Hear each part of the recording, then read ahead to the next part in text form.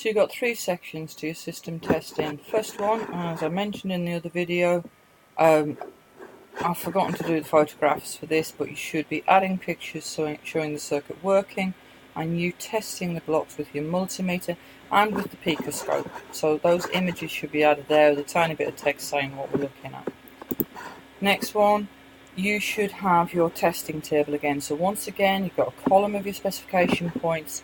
You're saying how they're going to be tested. This is testing the real working circuit on your breadboard or on your printed circuit board. So how you're going to test them will be different, very slightly to Circuit Wizard. So you need to edit how you're going to test them, and then you need to give your results, and you need to show the graphs from the picoscope, so where you've done your screenshots. Show the graphs from the picoscopes and basically explain what we're looking at and how that impacts your circuit. And you need to do that for every specification point.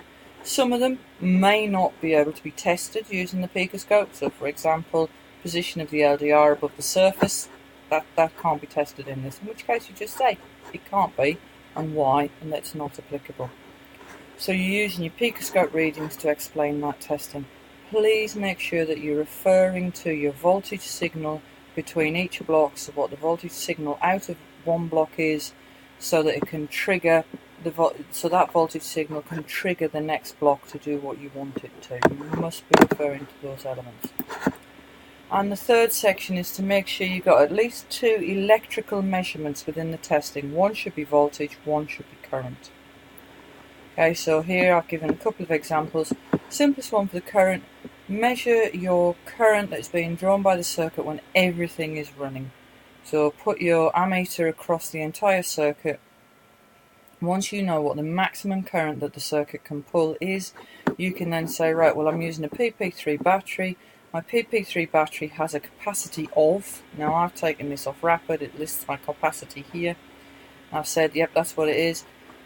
And I can divide my milliamp hour capacity by the number of milliamps that it's using, and that will give me the period of time that the battery will last for. So I put my values in, I put my formulas in, do the calculations and say, and that means it's going to work for this long, which is great or rubbish depending on what your results are and an opinion about it.